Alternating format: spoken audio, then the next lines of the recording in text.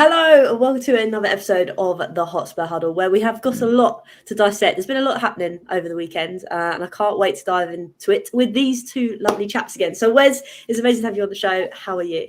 Yeah, I'm all right, thank you, Hollie. As you mentioned, got a lot to get through, so I'm looking forward to it. The vibes are usually good on a Wednesday, so yeah, hopefully this is another good one as well. 100%. And Nelson, it's amazing to have you back as well. How are you? I'm good. I'm good. Like you said, very up now.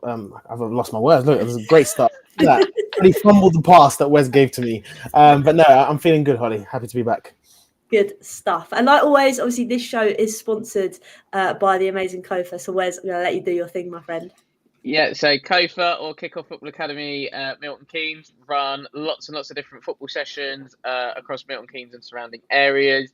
So if you have the next Dele Alli or next Leah Williamson in your household, please send them our way because we would love to help them along their footballing journey. Lovely stuff. So go check out Kofa. They did release, well, I say they did release, it's Wes. Wes released a video today and I actually thoroughly enjoyed it. So go check them out on all socials. Go do that thing. But let's talk about, obviously, what's been happening over the weekend. Now, Wes, I'm going to come to you first because obviously for Spurs, we went to the Curse Land, as I like to call it, St. James's Park. And it didn't really work out for us, did it? It didn't. It must be all the stairs that we have to go through at St James's, really. But no, really, really frustrating afternoon at the office.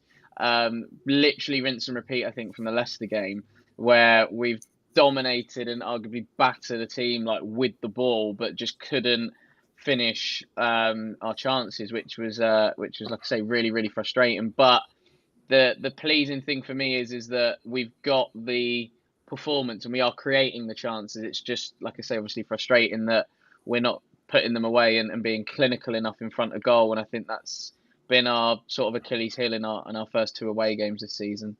Yeah, it has been rather irritating. And Nelson, obviously, from an outside perspective, there's been a lot of fans that have been saying, oh, this isn't going to work. Ange changes tactics, this, that, and the other. From someone that's obviously watched their club go through a project and probably towards the end of the project now with Arteta, what would you kind of say to some Tottenham fans that are kind of feeling that way at the moment? I would say keep hanging in there because I think it's bittersweet that you guys lost that game because, like Wes said, it was shades of Leicester. And I think this is encouraging actually moving forward because this was 2 seasons ago, like last 2 seasons, like you said, Curseland. So to come here this season and actually have a better game plan and execute in terms of, the build-up play and transition, but actually, like you said, not executing, I think that's obviously just really frustrating. So I think it's encouraging. I think Spurs fans should still stay encouraged in the fact in that performance, knowing that there is better to come for the season. So it does take its time. I think you still have to give patience to Ange. I know he was. I saw something I read from him where he said that he wins stuff in his second season, and I would actually back him because I think he's actually instilled a lot in the club since he's come in. So I think it's just a matter of Tottenham fans just being patient, riding the wave, and trusting Ange because I think he sees the vision, and I think the players are buying it as well. It's just actually getting the execution right. So. Who knows? In a few weeks' time, we'll be saying something else and saying how well drilled Spurs were from start to finish. So, I think Tottenham fans got to stay patient, and they'll see rewards. I like the fact, obviously, to stay patient and hopefully we'll be talking about Tottenham being well drilled. Now, Wes, it is a Wednesday, and I know we have the board, so I'm gonna whip it up because obviously that second goal I think was the most frustrating thing, and I think it's because we just totally lost our heads in terms of concentration. So how did it kind of all happen? Let's relive it with the board. Right. So I want to say sort of Porro was probably here. The issue, actually no, he's probably more here. The issue for me, right, wasn't necessarily, well, there was 2 things for me realistically that happened that probably shouldn't have happened. The first one is James Maddison up against, he's going to be a 6 today, but up against Joel Linton. Joel Linton's on the ball quite deep, and Maddison has gone to press him in an area of the pitch where Maddison doesn't really need to press. So then once Joel Linton turns, Maddison, like he's not even there, all of a sudden the game opens up for him. And then you're looking at like Basuma in this situation.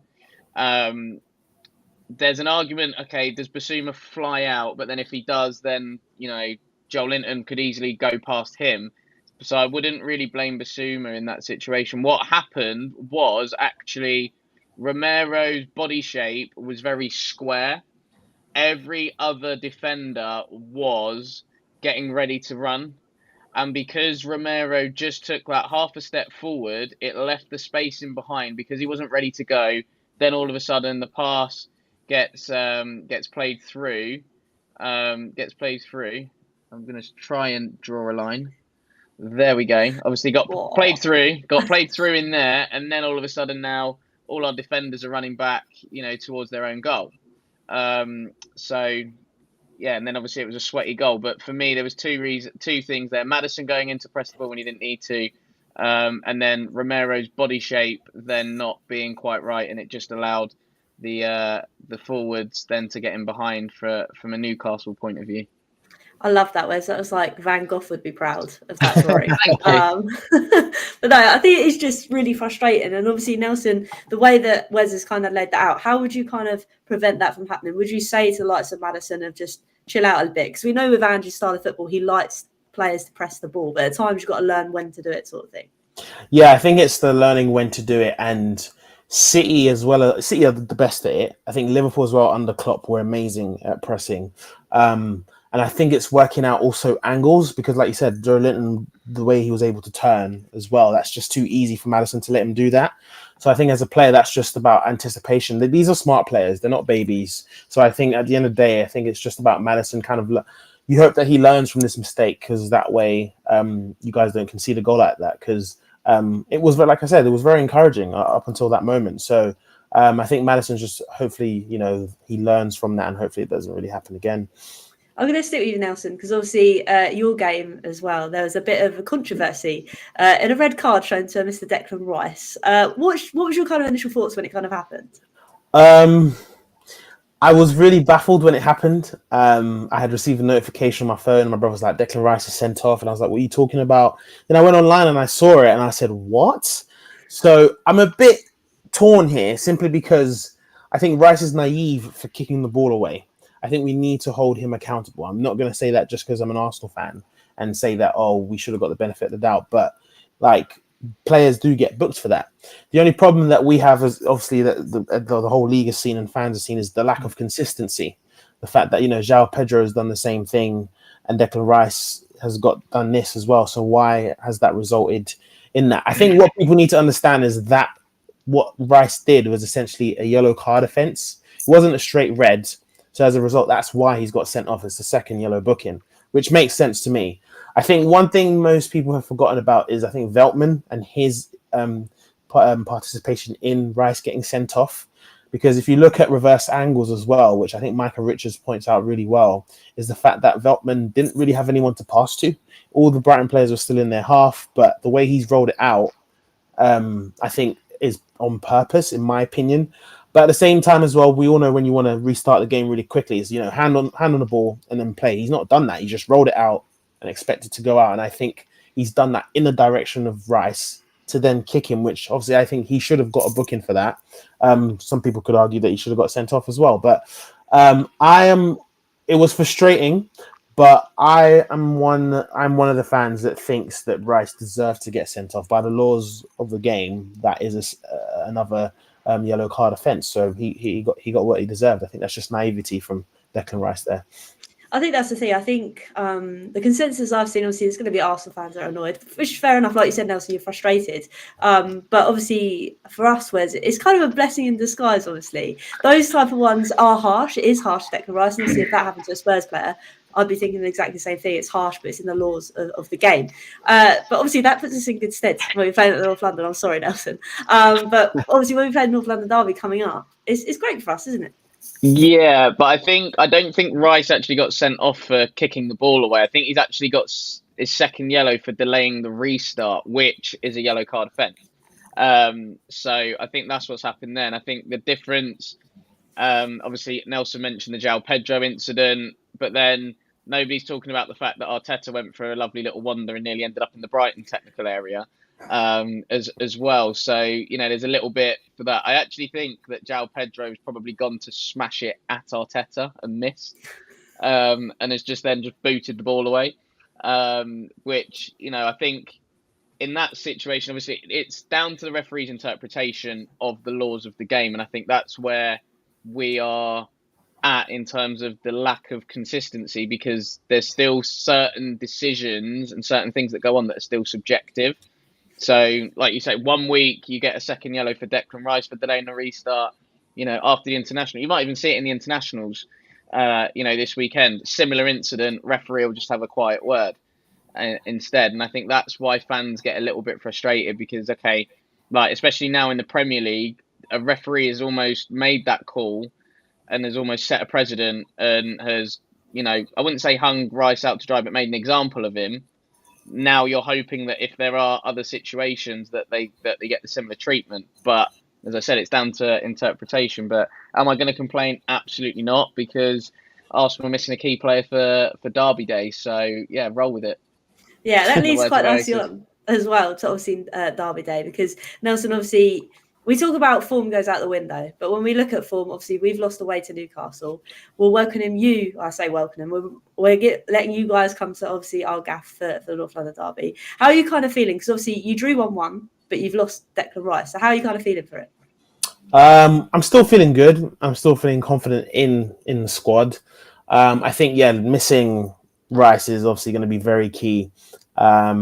I actually think it was harder to beat you guys with him last season than it was 2 seasons ago, because I think obviously he was still adapting to what Arteta's was doing in terms of philosophy. But leading up to this game, if you're asking me if I'm worried or scared about heading into the game, I'd probably say not really. I think it's just a matter of I still believe form goes out the window, so I definitely expect you guys to show up. I think it's going to be a good game. I personally love it. If I put my neutral hat on, love it. So I think it's going to be a good game. I think both sides are going to be a fierce one, I think. I think as well, it's getting more and more competitive, the North London derbies, which is nice as well. Like you say, it's great for the neutral, not so much for us guys. But as well, obviously, we talk about personnel. Obviously, they're losing Declan Rice, Wes, but hopefully we'll have Mickey van der Ven back and that main man up top with Solanke. How do you kind of feel if those two are back in the fold? Yeah, to be fair, when I heard the news that there was no Van der Ven on Sunday, I actually wasn't that worried, because I have eyes and I watched Radu Dragusin play at the Euros, and I was like, he's got this covered. And actually, Dragusin played very, very well on Sunday. My main concern was the lack of number 9, in terms of obviously no Solanke, no Richarlison. So they're going, okay, is it going to be Sonny through the middle? Is it going to be Kulusevski through the middle? And I think when we don't play with a more natural number 9, we really, really struggle big time. Having said that, we created a shed load of chances on Sunday, so that was the pleasing thing. But I think it'll be a massive boost for us, especially if Van der Ven's back. Obviously, people know my thoughts on Solanke, and for me, the jury is massively still out on him. And I'm not just saying that because we signed him for £65 million. I'm saying that because I look at his goal record over a period of time, and a sustained period of time, and I go, well, he's only really hit 20 goals in a top league once. I think the only other time he's hit 20 in and around that figure was when Bournemouth were in the Championship. So that's my main concern with regards to that. But listen, hopefully he can do the business if he's back for Derby Day. And listen, if he scores the winner, I'm going to be going absolutely mental. Of course I am. But yeah, like I say, for me, jury's still out with Big Dom. But I think it'll be a massive boost if Mickey Mouse is back. Daddy long legs. No, hopefully, and that's the thing. Obviously, I know we've got international breaks, so we've got a bit of time for them guys to sort themselves out. Hopefully, they do come back fit. And I know you two as well may be joined by a special guest next week, because I'm sadly on holiday, and you may be joined by a special guest that has come on the show very often when this fixture is about. If he's watching, and he's hurry up and reply to my WhatsApp. But Nelson, we're going to leave the North London derby, but I'm going to stick with Arsenal, because obviously the transfer window's shut, and I know last week we were talking about potential players that were coming through the door. Now, for you, Mr. Sterling is now at Arsenal. So how do you feel about that transfer happening, and how are you kind of sitting with it? It's a weird one, Holly, if I'm being honest. It's such a weird one. But the reason why I don't panic is because I've trusted Arteta since he's come to the helm. And I think if he's made this sign, if he's the one that's gone out to do it, and Edu's obviously done all the contract talks, I think Raheem could have a redemption season. I think with his time at Man City and Arteta being there as assistant manager and Sterling actually giving a lot of credit to Arteta for improving his game, I think he will fit right in with what Arteta wants him to do. Still, I think 29, still got it. 28, 29, still got it in the bag, I think. And we all know his quality. I think Wes will probably agree with me, probably one of the most underappreciated English players we've had in a long time, especially what he's done, for country as well. Who knows what could happen? I mean, he's gone back to his number 30, so that's going to be very interesting. But I don't know, it was a weird one when it happened on the day, Holly. It was just so weird because I wasn't expecting it to happen. I thought our transfer business, obviously last week I told you transfer business was done, settled. But then, we go get Raza. So yeah, I've already called him Raza. See, I'm already affiliated with the guy. And Wes knows as well, with him being Jamaican, I'm really going to shout out all the Yardie chants out there as well. So if he does score, just expect a pull-up bang, sort of thing. But no, it's an intriguing one. I think we have to wait and see if it turns out. I think it's a good investment for Arsenal, the fact that it's a loan signing. And I think they've ripped Chelsea off in the sense that I think they don't have to pay much of his wages as well. So I think that's a good deal of business from Arsenal. So we'll wait and see.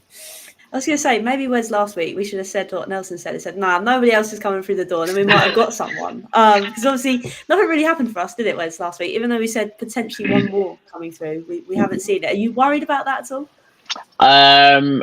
Slightly, I'd say. I just think we're a little bit short at the back, especially left-sided, because we've got a lot more games coming up this year. At least 9, including the Carabao Cup, an FA Cup third round. That makes it 10 extra games minimum for us this year.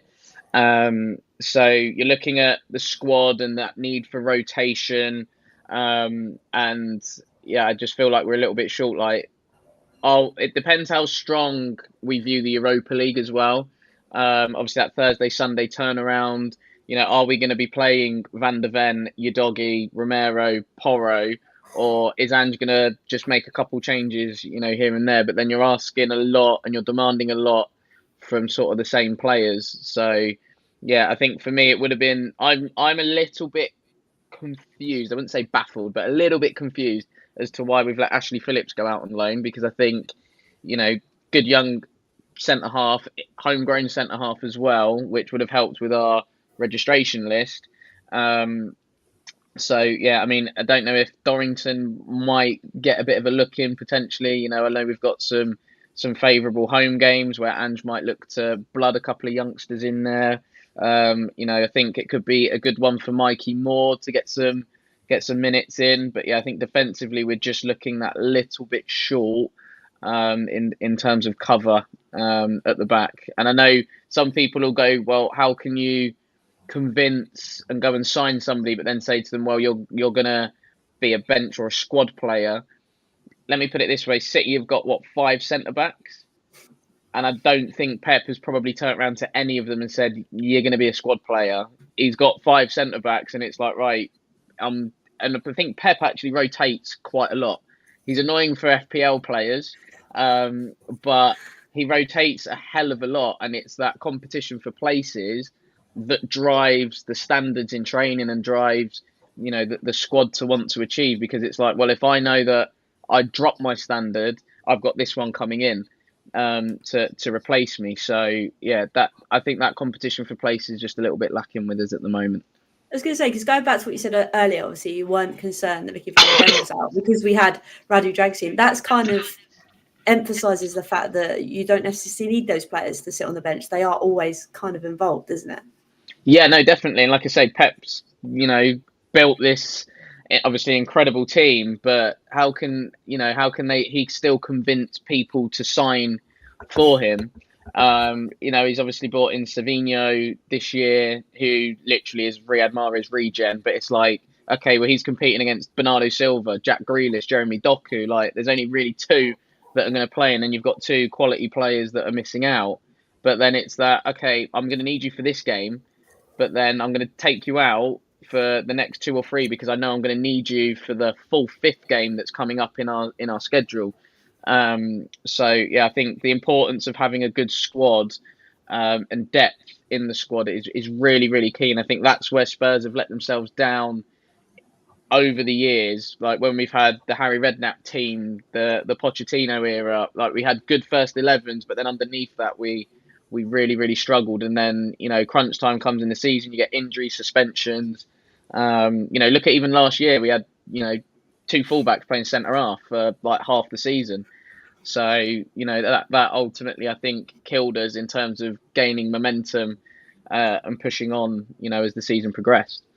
Yeah, it will definitely be interesting. And obviously, with both teams, obviously Arsenal and Tottenham being in Europe, it's going to be interesting as well. Now, Nelson, I'm going to come to you because obviously they have mixed up how they do both Champions League and Europa this year. Sorry. So for you, how do you do you like the system? Can you see why they've done it? What's your kind of thoughts on it? Yeah, I remember when it was introduced and UEFA brought it out, and a lot of people were very frustrated. If it ain't broke, don't fix it, sort of vibes. But I was very open to the change. I think this new format will actually be very competitive for the clubs. The only downside to it is just that there are more games involved. And I think normally a Champions League game, or if you reach the final, you're roughly playing under like 16 games, but this increases it. So I think a lot of players and managers were complaining about the fact that there are more games. But in terms of the fans in the neutral, I think it sets up a lot of big matches in the Champions League between the big clubs. And the way they've kind of sorted out the fixtures and stuff, I think you've got some really good juicy games that are going to be coming up that don't necessarily happen in the group stage, but normally in the latter stages of the tournament. So I think fans will have a real treat. Like I know I'm not really interested in the group stages. You just focus on your team and what they go through, but all the other ones you don't really pay attention to. This time around, I think there'll be more viewership in terms of, people watching these group stage games. So I think this new system will actually be a hit, in my opinion. And I think we're going to see it for years to come. People are saying, obviously, Super League, 2.0 sort of vibe. I don't think so, but I think it's going to be a good one. So it will be interesting to see what kind of games come up in terms of like how they play, how teams play it. And it's a bit different in the sense where you've only got the one game to play this team. Normally you play the team twice in the group. That's what I find interesting. Like Arsenal have Inter and PSG for their first 2 games. And if we were to lose the first game against either of those teams, you have the reverse fixture, but it's just a one-off fixture, bang, you have to prep for it and then go from there. So I think it's going to be a good format. And then the same applies to Europa League as well. So that's going to be interesting too. It is, and like you said, I think I'm going to be more stressed than normal. Like I say, because you don't have that second fixture to kind of rely on. But Wes, are you in the same boat as Nelson? Do you like the new format? I've kind of got to like it I've like got more informed on it basically. So when it first came out, I was of the opinion, well, there's nothing wrong with the group stages really, but then I think as I got, which was really difficult by the way, trying to work out how on earth they were doing all the fixtures and all of that. That was really strange. And then I was like, actually, do you know what? I'm getting to like it a little bit more because I think like every game, I think as almost Nelson pointed out, like every game has something riding on it pretty much. So you kind of have to go for it. And as Nelson said, obviously, usually you get the reverse fixture, so you can play it a little bit different. Like you can afford to be a bit more reserved when you're away, but then go for it a little bit more when you play that same team at home. Whereas now you've just got, like I say, you've got to go for every game. Points matter. Usually when you're halfway through the group stage, you know how it's gonna go realistically, and then you come to sort of match day 4, and it's like, well, Bayern are playing Sparta Prague, for example, and it's like, well, Bayern only need a point really to go through, and they've made a few changes and stuff like that. Whereas I don't think we'll really see that too much now, because it's like, okay, there might be something going on in your game, but then in another game that's being played, something else will change and it will hinder what's going on around not only your team but a few other teams. So I think it's going to create more excitement. I think I agree with Nelson. The only downside is just more games, which I don't think the players are fans of because they play enough as it is really. But no, it should be good, and I am looking forward to Thursday night football, believe it or not, because it feels like it was a longer season last year because we didn't have Europe. So, I was fortunate enough to be going to the stadium over the years, 2, sometimes 3 times a week. And then it's like you take Europe out of it and it's like, well, we're lucky if it's once a fortnight, really, obviously with the away games and stuff like that. So, yeah, no, it'll be good to hopefully get to some Thursday night games. No, it will definitely be exciting. I know, Nelson, you mentioned obviously a few teams that you are playing early on in the likes of PSG, Inter. Is there any other teams that you're going to watch in the UCL, do you think? Because obviously you said it might be nice to see some other teams, see how they do. Well, I want to see how the reigning champions get along because they've obviously brought in Kylian Mbappe and he scored twice on the weekend, but there's already been some early criticism about how the team is shaped, their playing style, what Ancelotti is trying to do to kind of get this team to gel. I think it's very clear that this team needs a presence like Jude Bellingham. I think people underrate how much or how important Jude is to this squad. I think he's the glue, the linchpin to this side. I think Vinicius and Mbappe are playing like a term we say in basketball, like hero ball. They just want to do it by themselves. And I think Jude kind of sticks it together and then is that kind of glue between midfield and attack, as well as Valverde, in my opinion. But I think Madrid will be interesting just to see how they kind of gel with this new Super Galactico squad that they've built, and see if they do end up winning it, is like, was it worth getting Mbappe? Another team that I am interested in is Liverpool. I think with the way that they've started this season under Slot, I think it'll be very intriguing to see how that translates into Europe and what he has set up for them. I've been very impressed with them to begin the season, with the start of the season. I didn't think this was going to happen. I think normally when you lose, an iconic figure like Klopp or like how United lost Sir Alex Ferguson or how Arsenal lost Wenger, you'd always expect a little dip because obviously it's a new transition, trying to get used to the new manager. But no, Liverpool have just, it feels like they've picked up right where they left off. So you got to give credit to him. So they will be another team to kind of look out for. But those are the 2 teams that I've kind of kept in mind. And we'll see what kind of happens there. But I think you're going to get some new breakout stars. It's always good to see European football because you get these new breakout stars as well, except if you're Chelsea and you sign Mykhailo Mudryk, and then that kind of messes up your whole system. But yeah. No, it should be good. And like I say, I might actually watch some Champions League games because we know what I'm like. I only watch Spurs. But the way you've kind of described it to me, boys, I think I might chip in and watch some games. But Wes, before we move on to your favourite thing that will be FPL, I just want to get your takes. Obviously, with the new format, there is some tasty fixtures for Spurs. I think the biggest one is probably going away to Galatasaray. So for you, is that one of the hardest games, you think? Yeah, I think looking at Spurs' Europa League fixtures, I know we briefly touched on it before we went live, but our home fixtures are really good, and I think favourable. You'd argue. I think obviously Roma's probably. I don't know if we've got them at home. I think we have, but you'd argue that's your glamour tie realistically, and they will be tricky. But then having watched a few clips of De Rossi and the way that Roma have been playing, they've tried to almost play a more modern way of football, but it's not really working because of the league that they're in. So notoriously in Serie A, teams will sit in and defend and, sit in a low block and, trying to frustrate. And De Rossi's trying to bring this possession-based football in, and it's not quite clicking. So it'll be interesting to see how that works, obviously, with our sort of full throttle, gung-ho, let's go for it kind of way of playing. But yeah, I think our home fixtures on the whole are quite favourable. Our away fixtures are extremely tricky. The likes of Hoffenheim away, Galatasaray away. We all know what it's like playing away in Turkey. Really difficult, hostile atmosphere. And they've just decided to go and sign Victor Osimhen on loan. So yeah, I think obviously Ange will probably have to go full strength for that game in particular. But even the likes of Rangers away, like again, that atmosphere could be a potential banana skin for us. Although watching them in the Glasgow Derby as it is, against Celtic, they were absolutely dreadful. So I'm hoping we give them a bit of a tanking. But yeah, I think home games quite favourable.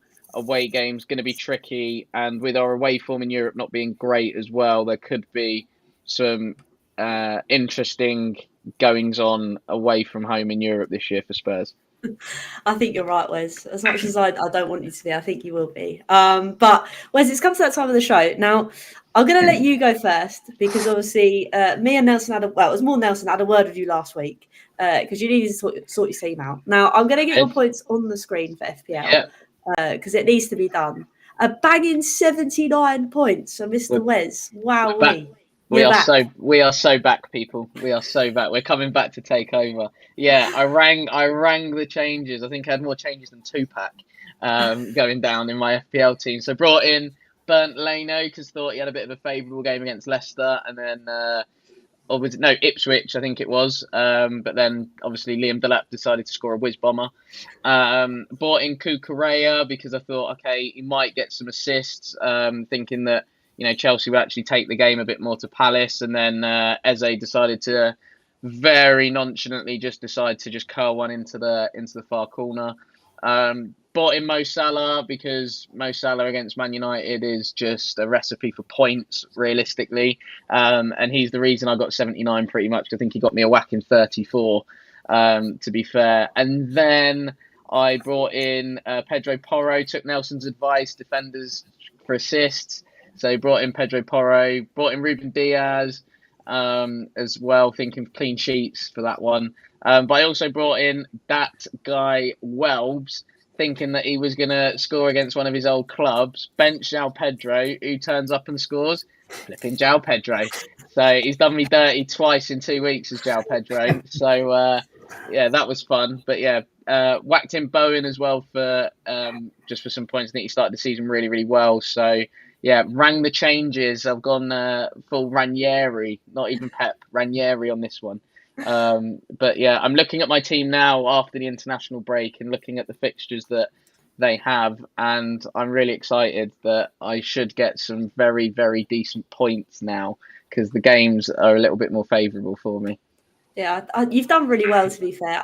There's me taking the mick out of you, and I'm like only 4 places above you, so I shouldn't really say anything. But I'm going to whip up as well Nelson's, because Nelson is like the aura of the show of doing FPL. So I'm going to let you run through your team, Nelson. Go for it. So, as you can see on the screen, I've got Brian Mbeumo. I brought him in because of his game against Southampton. I'm a bit annoyed that I did not captain him because he would have got me way more points. And as you can see, he got a return on that as well. Isak, I kept and held because in the last 2 seasons when Newcastle have faced Spurs, he has always been on the score sheet. So I just felt as though I thought you guys were going to win, but I felt he was going to score. And little behold, he did go on score. So the only one you can see on my bench, which I'm really annoyed about, is Ebere.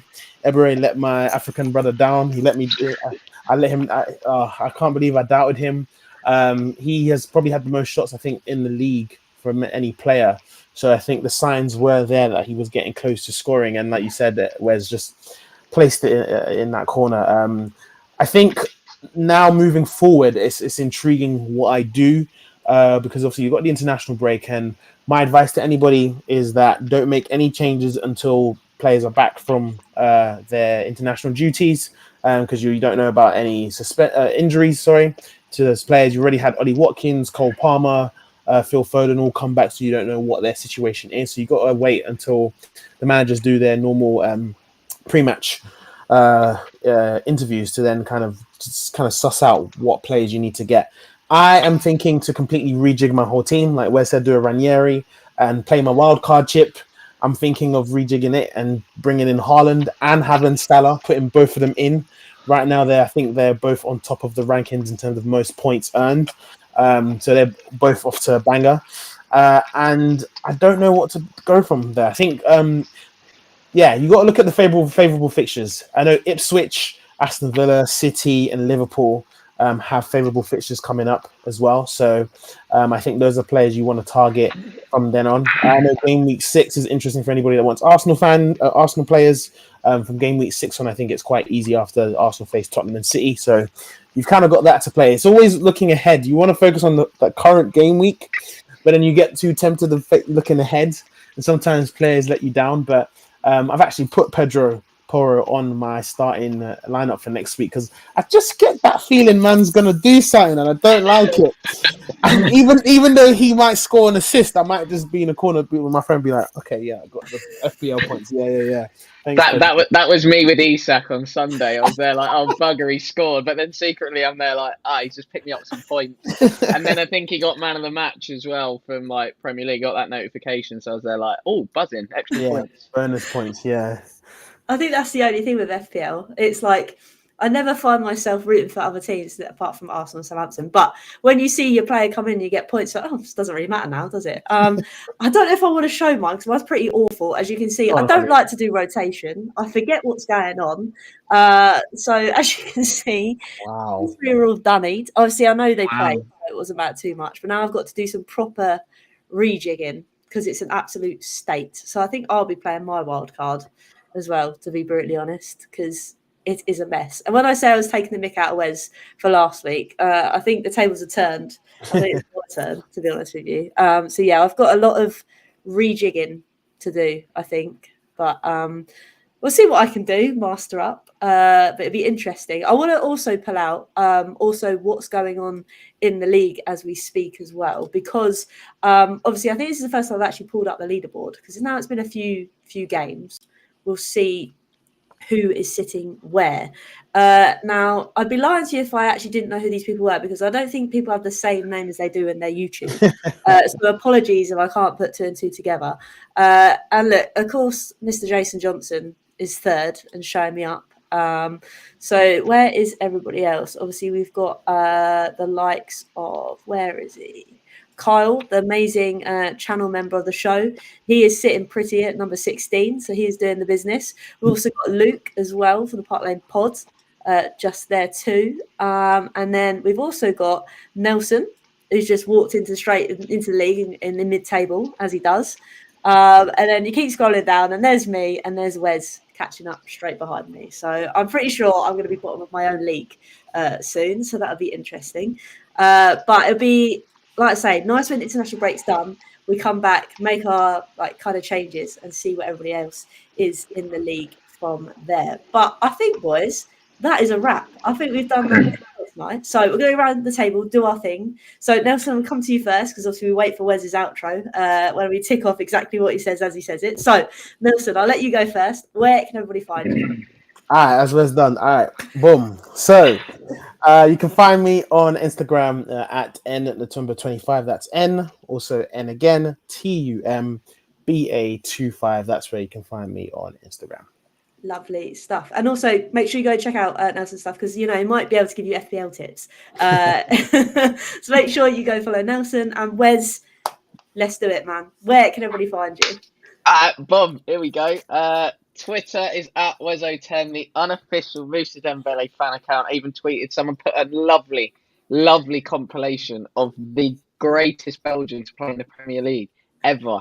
And if anybody else wants to know, Tim Sherwood and Sir Les Ferdinand put him in the ultimate Premier League 11 for Tottenham Hotspur on a William Hill Tippy Tappy football podcast with Big Sam as well. So, it's all justified, really. Instagram's at Wezo32. I will be at Derby Day, of course. Not missing that one for anything. I would literally rob a bank to get a ticket for Derby Day if I was able to. So, yeah, Instagram's at Wezo32. Football coaching stuff is at CoForMK across all your socials for that. And then some football content because Hollie bullied me into doing some stuff. So I'm hoping to get a new little show going with some video content, breaking down doing some tactical analysis of different things across the season. So that will be at WM32 Football on TikTok, YouTube, and Instagram as well. And that is a wrap. Gosh, we've done it. But no, thanks again, guys. I really enjoyed it. Like I say, I am on vacation next week, sadly, but the boys will be here to hopefully do a North London Derby preview with someone that comes on the show quite regularly when this fixture comes up. So watch your space for that one. Same time, same place. But yeah, we hope to see you next week. And until next time, like we always say, I always do this and forget that Nelson's here as well. So I won't bully you and say. Oh, you may as well. Go on. All right then. See you later. Come on, you Spurs. Bye.